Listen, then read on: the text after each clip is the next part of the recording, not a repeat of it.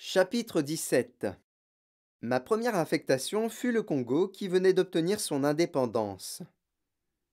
Daniel, André et moi partîmes vivre dans cette capitale qui ne tarderait plus à s'appeler Kinshasa. Me qualifier d'anticolonialiste serait un euphémisme. J'étais enthousiaste au dernier degré de découvrir ce pays enfin libre. L'été 1964, l'ambassadeur de Belgique me nomma consul à Stanleyville. Laissant ma famille dans la capitale, j'y atterris pour prendre mon poste. Le pays était alors en proie à des querelles intestines, explosives, et une rébellion qui se voulait marxiste couvait dans tout le pays depuis l'indépendance. Le 6 août commença ce qui devait être la plus grande prise d'otages du XXe siècle. Les rebelles s'emparèrent de la ville et les 1500 blancs qui y habitaient devinrent otages. Les nouveaux maîtres de Stanleyville avertirent les autorités de la capitale que s'ils n'acceptaient pas leurs conditions, les otages seraient exécutés. Leurs exigences étaient simples. Ils voulaient que soit reconnu leur État de l'Est, la République populaire du Congo avec pour capitale Stanleyville.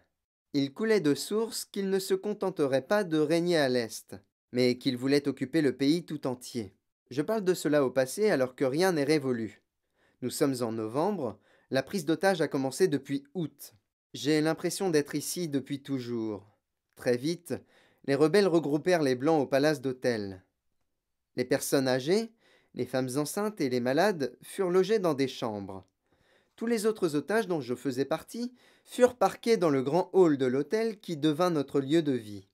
Chaque matin, les rebelles arrivaient avec des fusils d'assaut en déclarant « Votre gouvernement ne nous a toujours pas reconnus. On va tous vous tuer !» Chaque matin, je me proposais comme interlocuteur. C'est un projet intéressant, mais en tant que consul de Belgique, je suggère que nous commencions par parler. Il s'agissait alors pour moi de m'asseoir en cercle avec leur chef et de parler jusqu'à la nuit. La survie de 1500 otages dépendait non pas de mon éloquence, mais de mon aptitude à participer à de formidables palabres.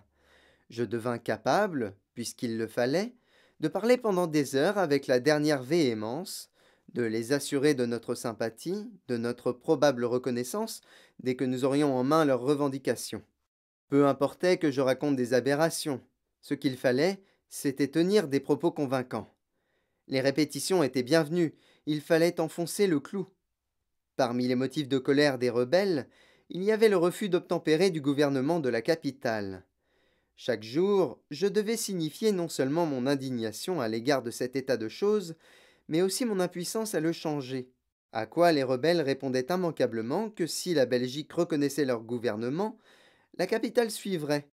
Raisonnement que je récusais en signalant que le colonialisme n'avait plus cours, que la Belgique avait perdu, et que je m'en réjouissais. Il ne fallait jamais laisser le silence s'installer durant les palabres. Si je me taisais, et si les autres se taisaient aussi, le démon de la gâchette se réveillait presque aussitôt. D'un naturel plutôt taciturne, j'appris à devenir un moulin à paroles. J'étais le nouveau Scheherazade. De mon aptitude à parler dépendait la vie de mes compatriotes. Bien sûr, il ne fallait pas dire n'importe quoi. Les rebelles m'écoutaient vraiment. Mais en cas de panne sèche, la sagesse consistait à reprendre mon discours de zéro.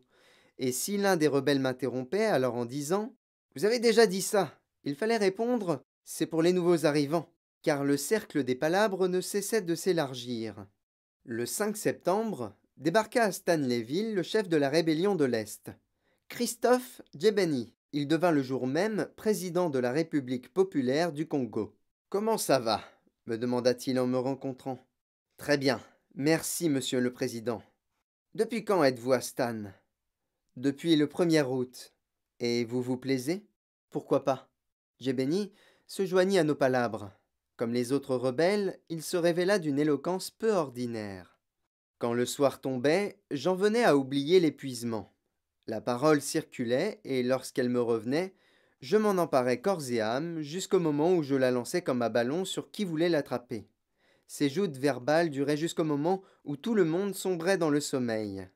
Cet instant m'échappait presque toujours et je me réveillais par terre avec les autres.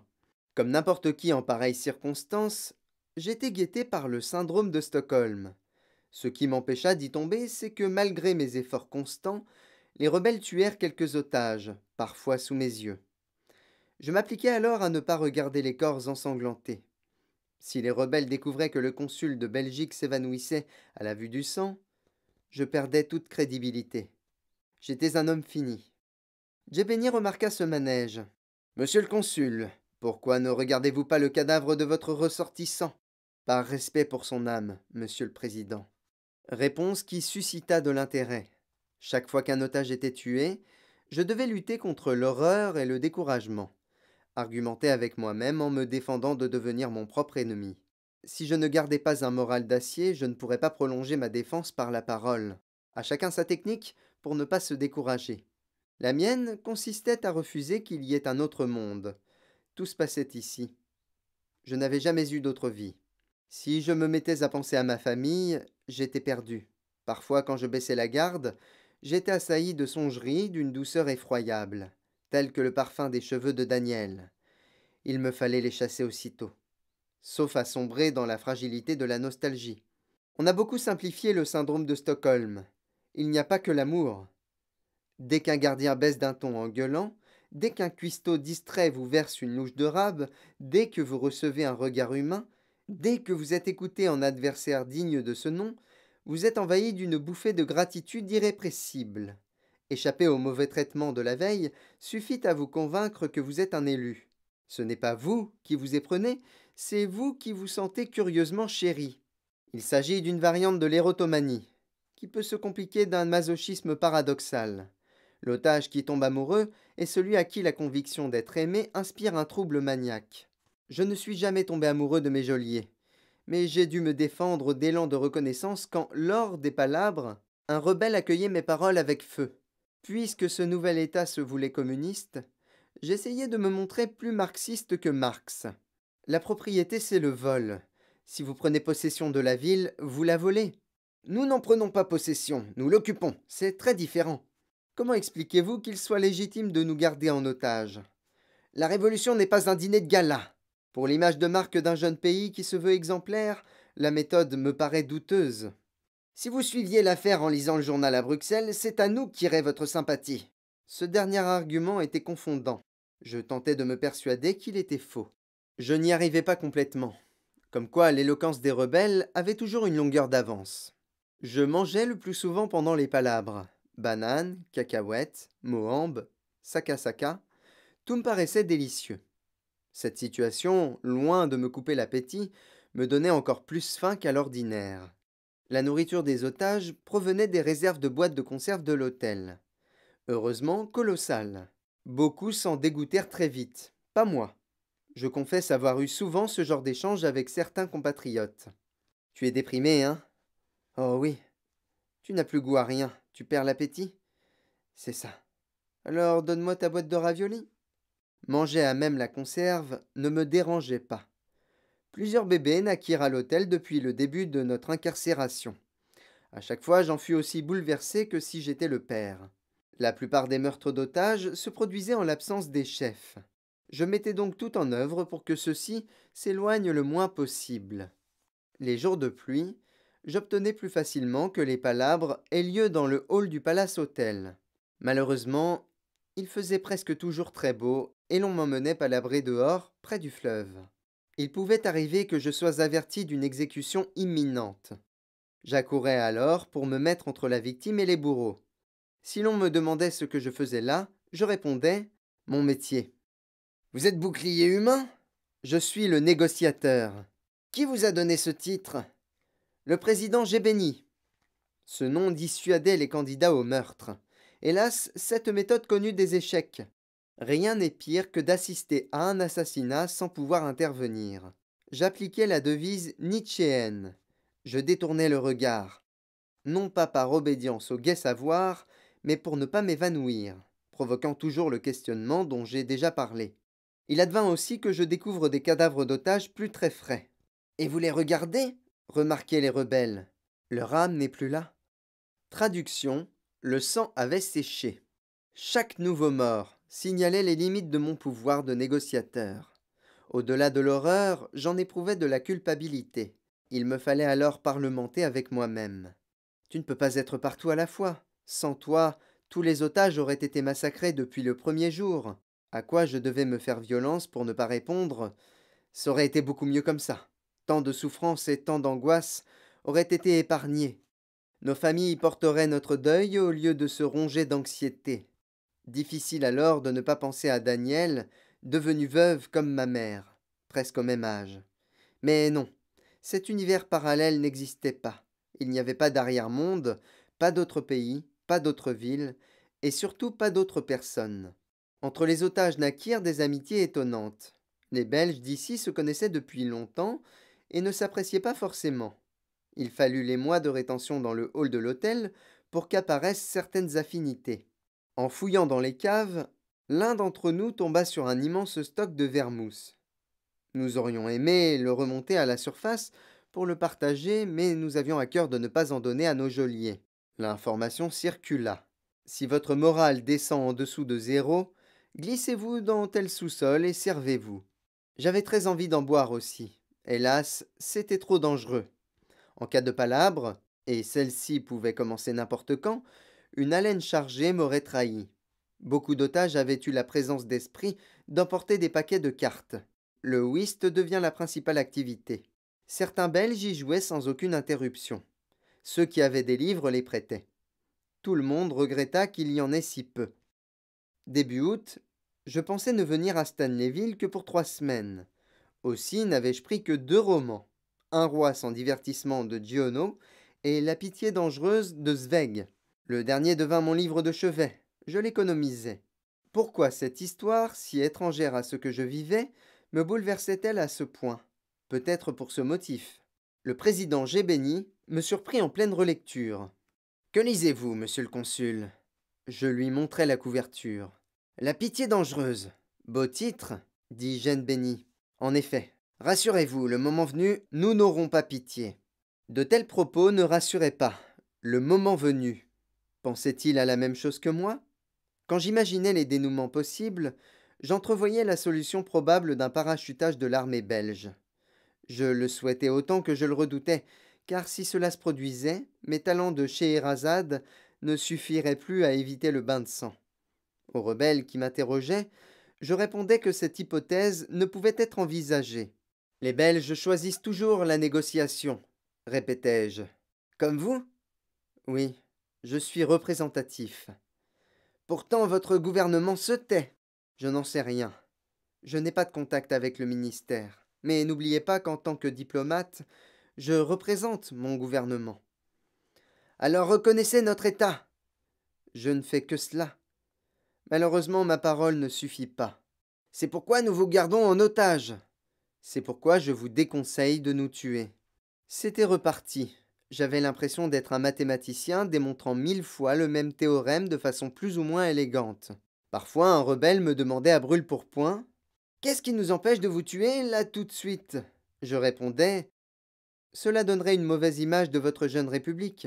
Ou vous perdriez un négociateur qui a plaisir à palabrer avec vous. Ou encore: Je suis votre mémoire vivante. Quand votre état sera reconnu, je pourrai raconter votre légende au monde entier. Tant que régnait la parole, je pouvais espérer m'en sortir. Combien de fois est-il arrivé que sans un mot d'avertissement, un rebelle me mette en joue? Dans ces cas-là, ce sont ses comparses qui m'ont sauvé. Attention, le président aime lui parler à celui-là. Tu crois qu'il voudra le tuer lui-même? C'est possible. Un jour, qu'un gamin de 12 ans me visait avec une kalachnikov, je lui servis cet argument. Tu ne peux pas. Le président veut me tuer lui-même. Il a abaissé l'arme, très contrarié. Comme des centaines d'enfants, il avait été recruté lors de la longue marche.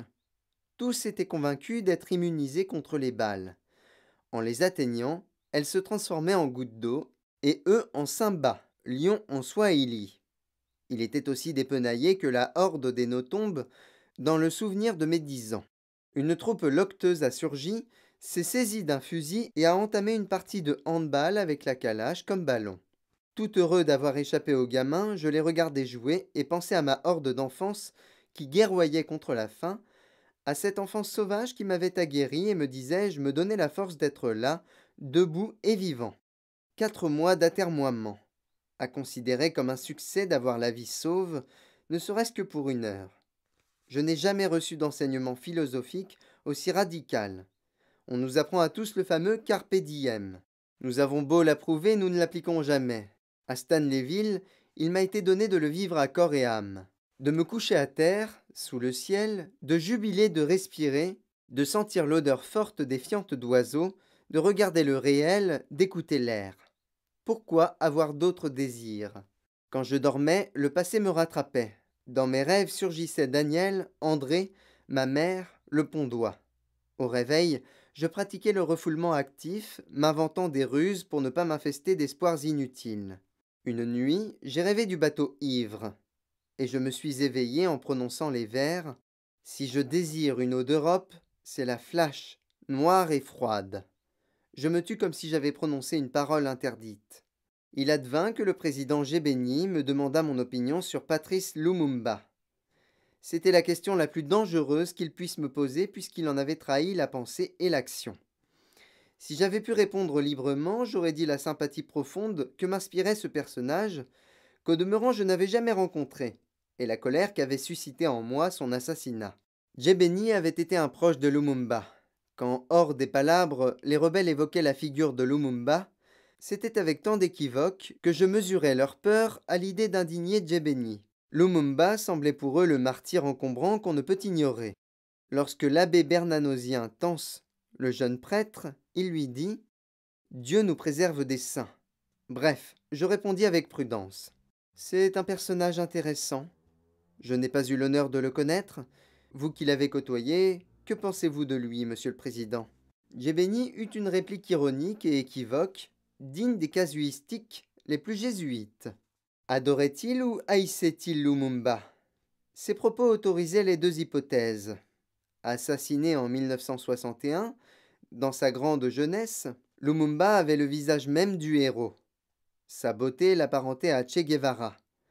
Djebeni, moins jeune, bouille ronde, petit ventre, barbe broussailleuse, évoquait Fidel Castro.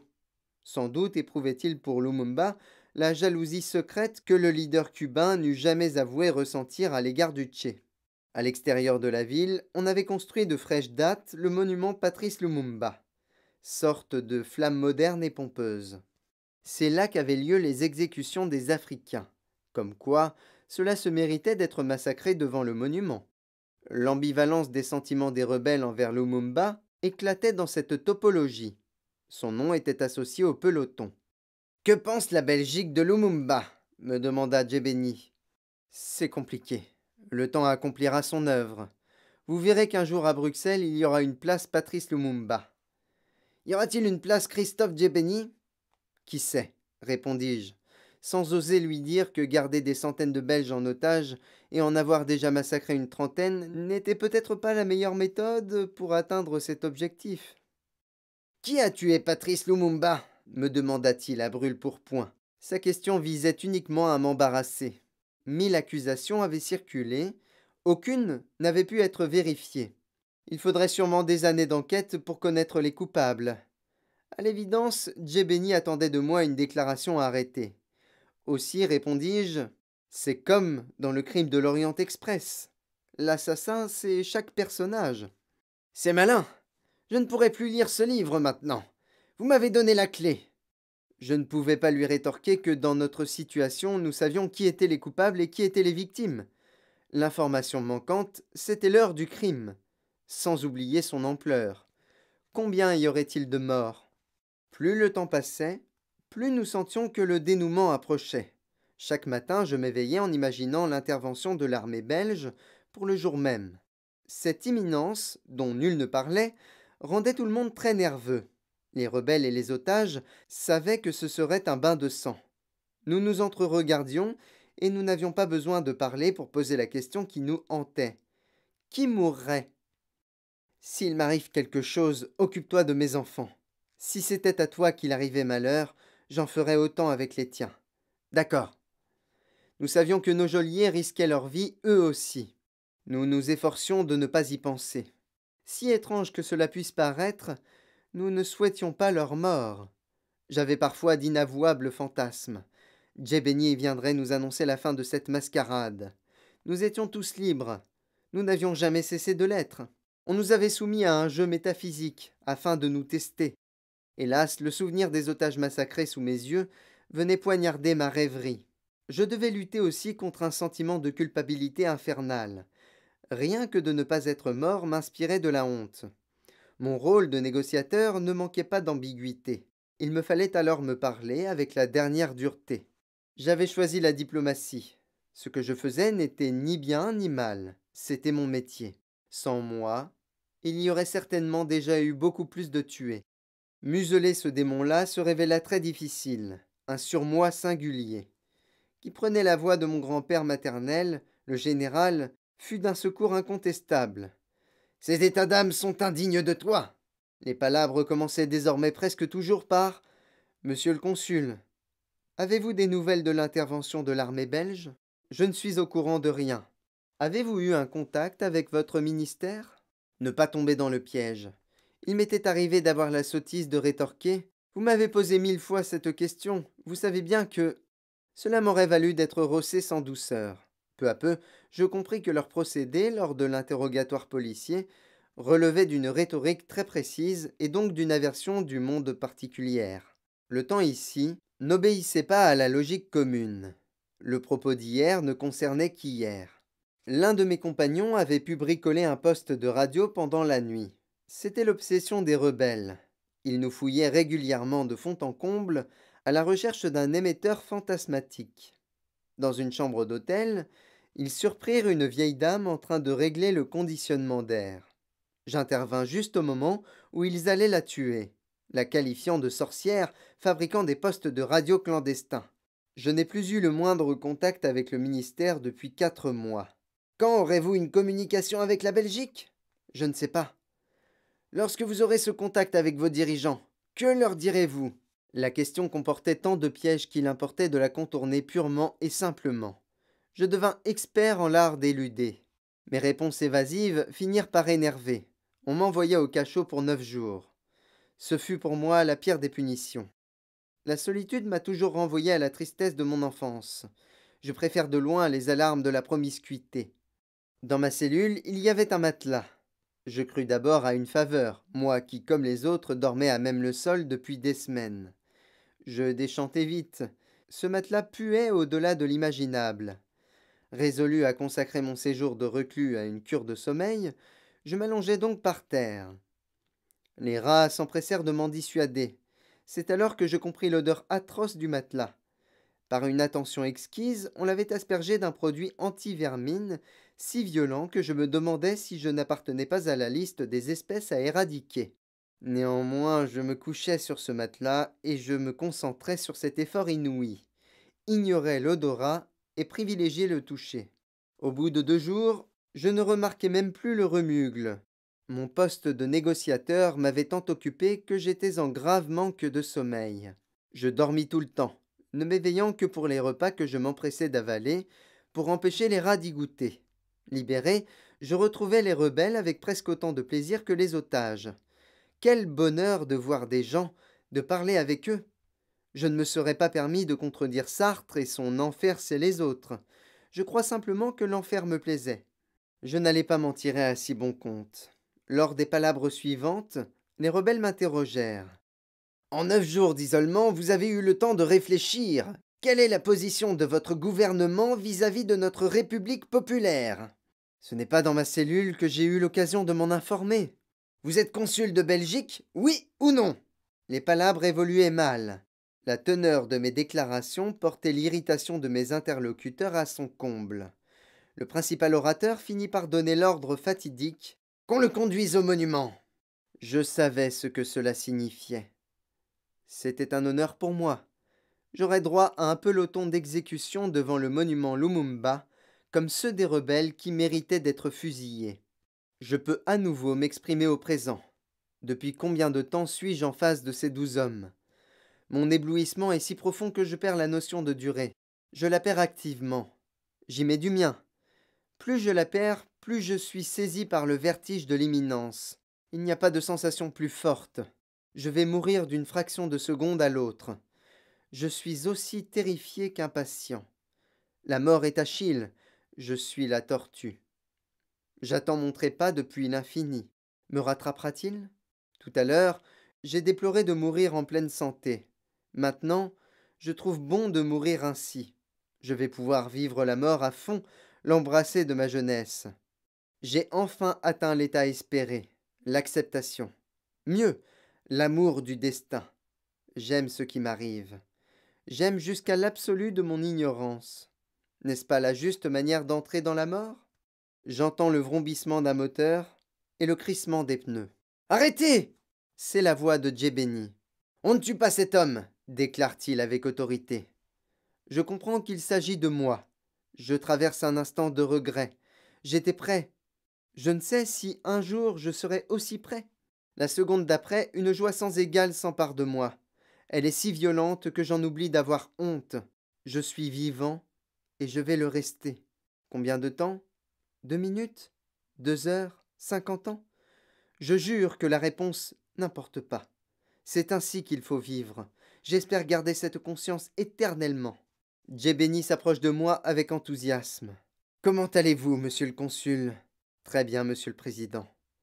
Qu'avez-vous pensé de notre petite plaisanterie? Votre sens de l'humour sort de l'ordinaire. Djebeni cherche quel propos serait susceptible de me blesser davantage. Il trouve. Avez-vous des enfants, monsieur le consul? Oui, monsieur le président. Combien? Comment s'appelle-t-il? Un garçon de 2 ans, André, et un bébé-fille, Juliette. Voulez-vous un troisième enfant? Cela dépendra de vous, monsieur le président. Épilogue. Le 24 novembre 1964, au petit matin, les parachutistes belges atterrirent à Stanleyville. Les otages attendaient autant qu'ils redoutaient cet instant. Les rebelles les firent sortir de l'hôtel et les regroupèrent. Au signal, ils commencèrent à leur tirer dessus. Ce fut chacun pour soi. Les otages s'enfuirent autant qu'ils le purent. Malgré ce bain de sang, Patrick Nothomb ne s'évanouit pas. Il ne faut pas sous-estimer la rage de survivre. Comme 9 otages sur 10, il fut inscrit au nombre des rescapés.